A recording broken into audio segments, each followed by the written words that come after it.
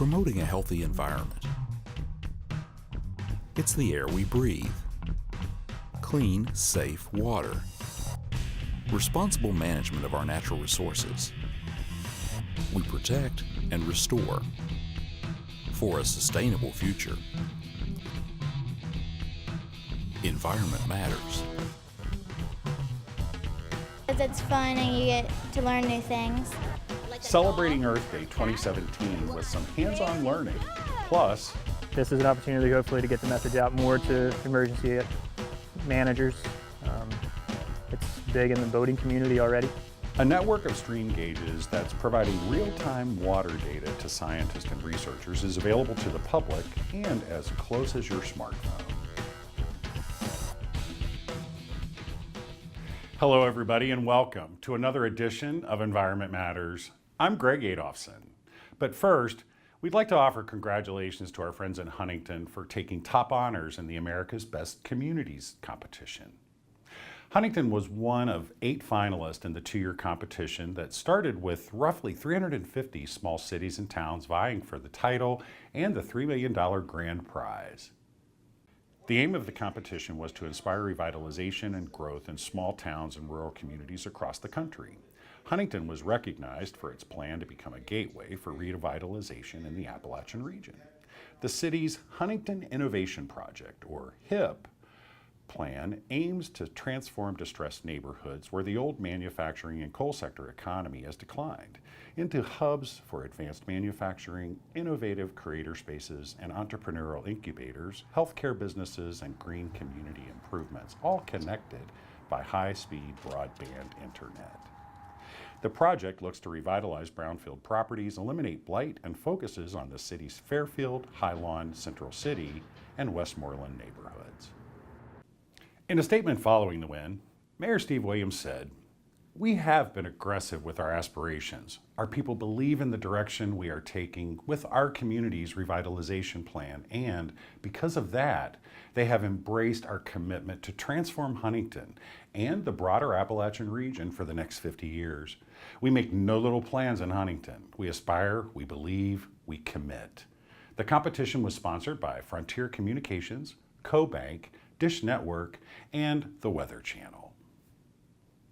First celebrated in 1970, Earth Day featured events in more than 190 countries around the world. Here in West Virginia, the DEP had its annual Earth Day celebration at the Clay Center in Charleston.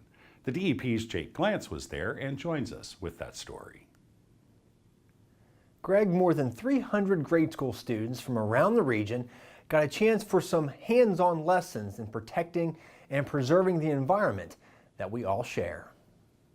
Do you know what kind of animal she is? Is she a mammal? Like a dog or a cat? No, very good. Take a turtle.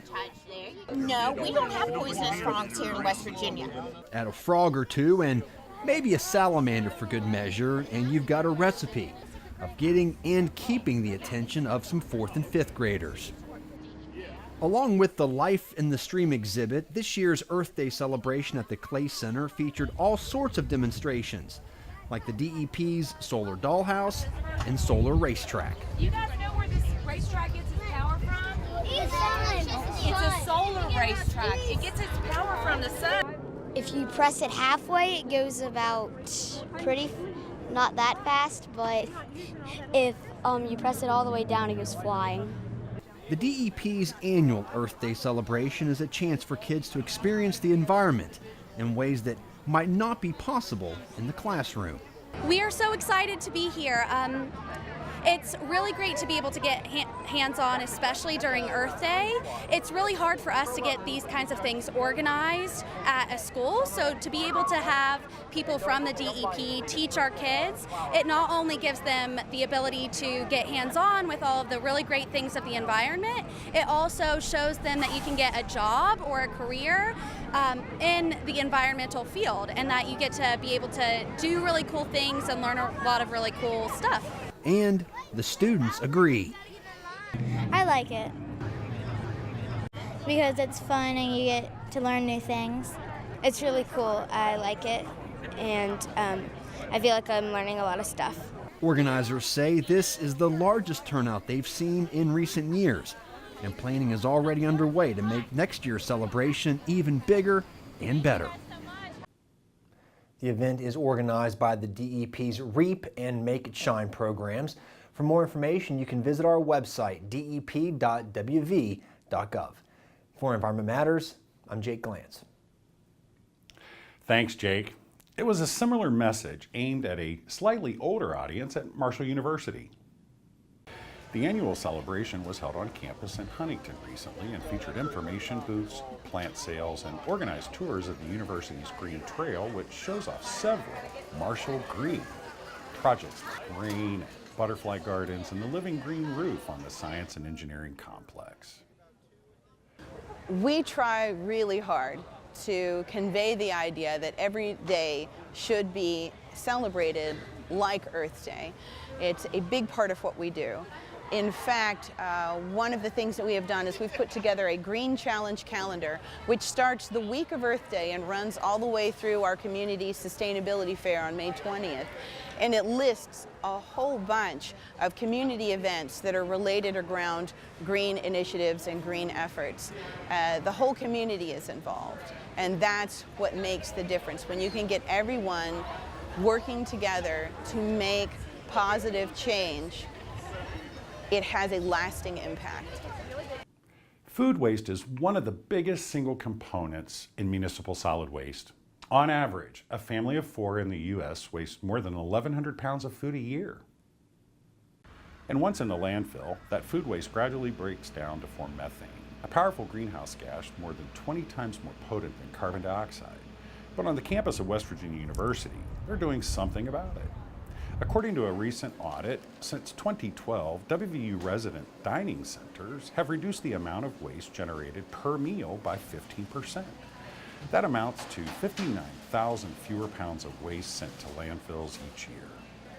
WVU's dining kitchens have achieved a 26% reduction in compost waste generated during meal prep. A big part of the program's success comes from education, encouraging diners to taste, don't waste, by taking smaller portions and, if necessary, going back for seconds, and finally cleaning their plates. And while Earth Day was officially on April 22nd, there's no reason why, with a few simple changes, we can make Earth Day every day. For example, if you're able to take part in a carpool or use public transportation, fewer cars on the road means less air pollution, less congestion, and less fuel used. Plant a tree.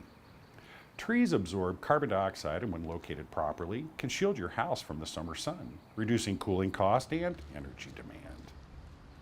And if you haven't done so already, then replace all those old-style incandescent lights with more efficient LEDs. While they are a bit more expensive up front, the prices are coming down. Besides, using a fraction of energy of traditional lighting, they'll last for years, making them easily pay for themselves over the long haul. How high is the water? The answer could be as close as your smartphone. For folks living along West Virginia's many stream valleys, having access to information about pending flood events can be critical. But they're not only the ones who need that information. Information that's available now near real time, thanks to a web-based tool developed by the U.S. Geological Survey. The DEP's Brianna Hickman joins us now with details. Greg, from anglers to recreational boaters and paddlers to industrial water users, the Water Alert tool provided by the USGS provides stream flow and other information from a network of more than 150 different satellite-linked sensors. You'll find them on all of the major rivers and many of the tributaries. USGS Stream Gages monitor all sorts of things: how high the water level is, how much is flowing, and whether those numbers are moving up or down, to name a few. The network is maintained by the USGS with funding help from several sources, including the West Virginia Department of Environmental Protection. USGS has been monitoring the waters of West Virginia since the late 1800s, but its Water Alert tool is a relatively new development. The Water Alert tool was developed back in 2009 in our USGS office in North Carolina to serve the needs of the public and businesses down there. It went live nationwide in 2010. It's a web application more so than an app. Subscription service is through either our real-time page through a hot link there, or through the USGS Water Alert. If you search for that, you'll find the way to subscribe there. The delivery is through either email or text message. The network has more than 80,000 users nationwide and more than 1,700 subscribers here in West Virginia. We have 155 gauges. I think there's subscriptions at about 125 of those. I mean, it might just be one subscription, but people use it. This is an opportunity, hopefully, to get the message out more to emergency managers. It's big in the boating community already. I mean, they're out seeking water, so boaters are using it. Anglers are using it. Angie Rosser is the executive director of the West Virginia Rivers Coalition. She says the service is a great resource, both for the group and for her personally. We have a lot of recreationists who are looking for when water levels are safe and fun to recreate and paddle in. I'm a beginner paddler, so I like finding that sweet spot of where things are flowing but not too big. So it's a public safety issue for people who use the rivers.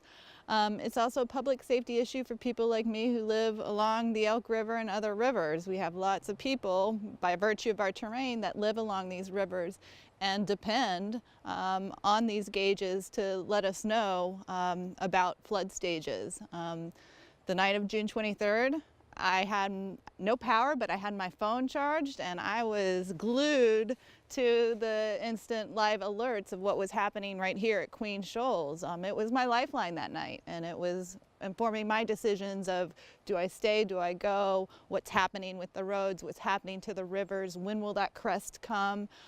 So from a flood safety standpoint, the gauges are essential lifelines. The Water Alert System also provides a valuable resource for businesses like EQT that withdraw water for its operations. The DEP issues permits that specify, among other things, under what conditions water withdrawals can be made in order to comply with the DEP's water management plan. For EQT, having access to that near real-time information is critical. Because of how dependent we are on the gauges and how important they are to our day-to-day operations, we would really have to modify how we operate. It would be a big setback for our operations. Right now, the gauges generally update every 15 minutes and uplink that data to the satellite once an hour. It takes another 10 minutes or so to process and push out via the Water Alert tool. The interval keeps getting shorter and shorter, fortunately. Historically, when we first went to satellite transmissions, everything was only going off every 4 hours. Now we're transmitting everything hourly, and with new technology that's pretty close, we'll be able to transmit every 15 minutes or every 5 minutes, and that'll get the message out even faster. One way to kind of circumvent that is to look at the gauges upstream. If you live in Alderson, maybe you want to look at the gauge that's at Durban, way up in the headwaters, to see when water might be coming your way. So that kind of helps handle the latency issue, because most basins here in West Virginia have multiple gauges, so that gives you an earlier heads up. Subscribing to the service is fairly easy. Go to the website on the screen, wv.usgs.gov, and then click on the stream gauge or gauges you're interested in on the map. Once you're there, just click on Subscribe to a Water Alert, fill out the form, and you're good to go. You can choose how often to receive alerts and whether to get them as an email or text message. For Environment Matters, I'm Brianna Hickman. Thanks, Brianna. The USGS site also contains a wealth of other data. There's a lot to explore if you live near a stream or use the water regularly. Determining what's in the water is the job of the DEP's Large River Ambient Water Monitoring Program, or LRAMP. The program provides water sampling and analysis of 26 streams across West Virginia from Huntington to Harpers Ferry. Samples are collected 6 times a year at each site. The team performs 4 field tests and 1 sample determined pH, temperature, oxygen level, and conductivity. The samples are then sent on to a lab where 33 additional tests are performed to determine things like bacteria and nutrient levels.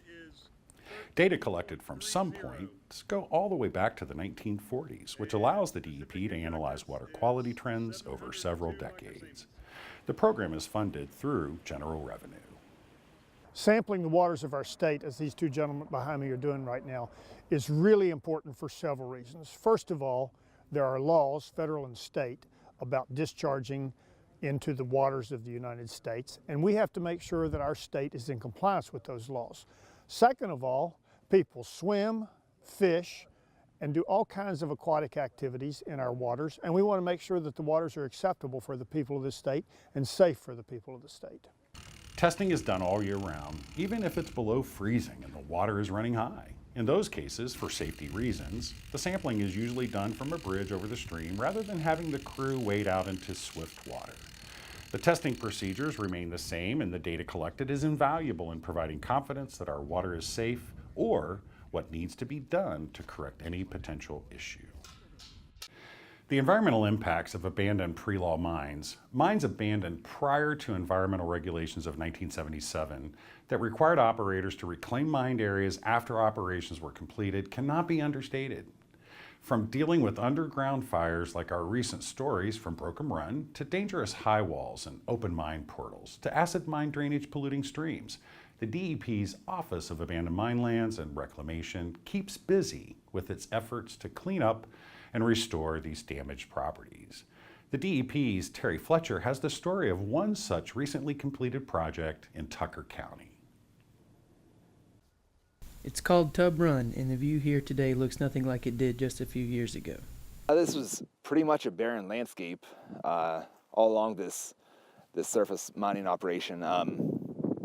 The spoil materials were very acidic, so not a lot of vegetation could thrive, could grow on these areas. So it was pretty barren.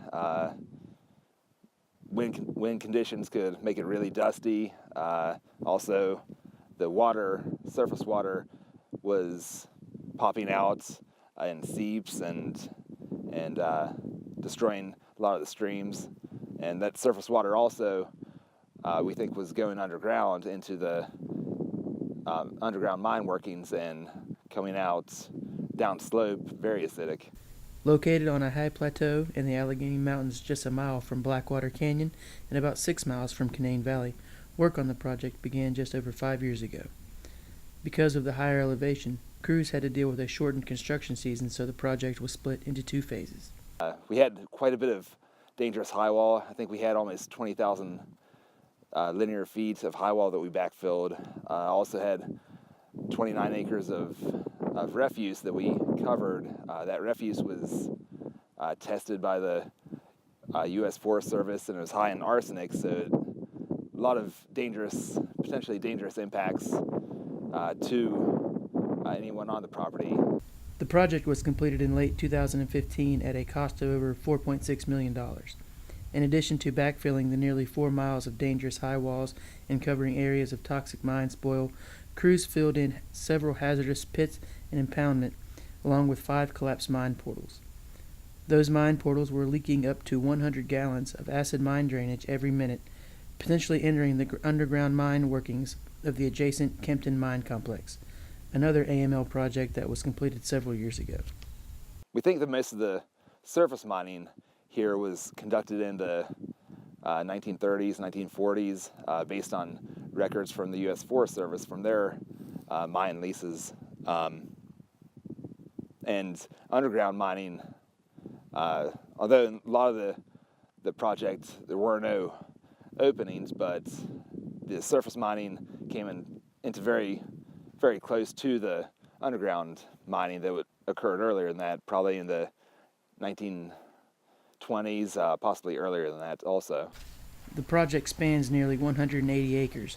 The bulk of that, just under 150 acres, is operated by the Mountaintop Hunting Club, whose members use the property for everything from hunting and fishing to cross-country skiing, mountain biking, and trail riding. The remainder of the project, located along its southernmost edge, is operated by the U.S. Forest Service as part of the Monongahela National Forest. Well, I think it looks beautiful. Everything's green now and looks pretty natural to me. And I just, when we use the area, I belong to the Mountaintop Hunting Club, live about a mile downstream behind me, and I ride my bike up here and ski up here, hike up here, and I'm not a hunter myself, but I see a lot of increase in the game in the area. There are deer and turkeys, black bears everywhere. But just when my wife and I come up here, it just really looks so much nicer than it used to. The project also addressed the adjacent Albert High Wall site, closing off a horseshoe-shaped box cut that opened into several mine portals leading off in all directions. Besides eliminating safety hazards at the sites, the environmental benefits gained from the two projects have been significant. The addition of limestone stream channels, and limestone sand treatment of streams have improved water quality on the site by reducing acid and metal loading into discharged water. Covering the spoil and refuse piles and promoting a lush overgrowth of plant material has limited water contact with the acid-producing material and protected the public as well as area wildlife from arsenic exposure, in addition to improving wildlife habitat. In Tucker County, I'm Terry Fletcher for Environment Matters. In addition to the U.S. Forest Service and Mountaintop Hunting Club, the DEP also partnered with the local watershed group, Friends of Black Water, on the project to assist with the stream and discharge monitoring and testing efforts, along with the U.S. Department of Interior, Office of Surface Mining, and the Western Pocahontas Land Corporation. Improving the sustainability of West Virginia state parks has involved dozens of projects, small and large, throughout the system. The DEP's Mike Huff has the story of one park, Pipestem, and the big plans taking place there. As you pull into the parking lot at Pipestem State Park's McKeever Lodge, you might notice something new, a pair of electric car charging stations, something park administrators say they hope helps market the park to a whole new audience. The charging stations are awesome. We have electric vehicle charging stations installed here at Pipestem. We have 2 of them currently at McKeever Lodge. We're going to add 2 more at the top of Mountain Creek, where at the Canyon Rim Center, which will allow us to market to a whole different demographic, and that is those folks who have electric cars. And of course, Pipestem is complete as it relates to the electric car charging stations, but every one of our lodge parks will have electric car charging stations in them installed, hopefully by the spring of 2017. Tesla got wind of that, and they are interested in also supplying electric car charging stations as well. So we will not only have 2 universal charging stations, but eventually have Tesla charging stations as well. And what that does is that puts us on the map. Apps on certain iPhones and computer websites will map out where these electric car charging stations are. And Pipestem is already on the map, and we are already having people come in and plug in while they're unplugging at a West Virginia State Park. But that's not the only change that's taking place at Pipestem. Plans are moving ahead to increase efficiency, both in electrical and water usage. We have LED lighting, and the LED lighting will, of course, reduce our electrical costs, and that will be outdoor lighting as well as indoor lighting. As for the water, we're going to go with low-flow toilets, and of course that will reduce the water usage as well as reduce the amount of gray water that's going into our sewage treatment plants.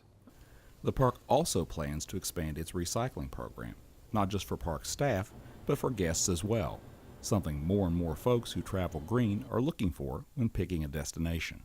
I think the message is that we recognize what we are required to do as good stewards of our environment. And the folks that come and visit us, particularly our visitors from Virginia and Maryland, the DC area, Ohio, and the bigger metro areas, they've come to expect that as a state park we would be conserving and actually look and actually actively seek out areas where they can recycle. And that's why we want to do that, is because our guests are asking us to do it, as well as it's being the right thing to do. In Summers County, I'm Mike Huff for Environment Matters. And if you visited a West Virginia State Park recently, you may have noticed a few less lawnmowers and a little more grass. That's not your imagination. For the past few years, state park operators have been cutting back on the amount of mowing by at least 10%, and they have several good reasons. One of which is that we save on gas. Another is that we save on power, so we save on employees' time spent mowing. And another thing is the benefits of having a natural field habitat as opposed to having a mowed habitat. It's great for pollinators, which is really important since we've had a decline in the bee population, that we provide as much pollinating plants as we can. And it's good for birds, our native songbirds and things like that. They can eat the seeds, they can get better habitat and safer coverage and places for them to, kind of have their nests and to just exist in a better way. Julie says sometimes it means just making a small change. Instead of mowing a 10-foot wide swath along either side of park roads, just mow 9 feet. It may not sound like much, but when you consider all the miles of roads inside your average state park, it adds up quickly. We leave you now at Valley Falls State Park near Fairmont, where the redbud trees are in bloom. On behalf of all of us at the West Virginia Department of Environmental Protection, thanks for watching. We'll see you next time.